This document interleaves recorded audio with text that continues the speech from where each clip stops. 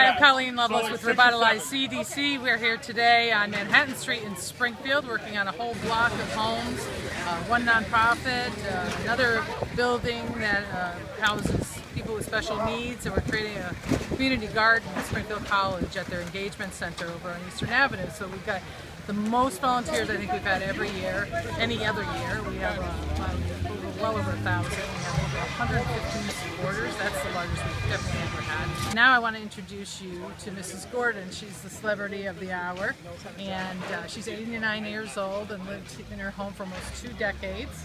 And she came to us for help, and we've already replaced the leaking roof. And what else are we working on today, Mrs. Gordon? The windows, and if I'm not mistaken, the drain for the house, the yard, the fence, and the step we'll be working on tomorrow, Monday.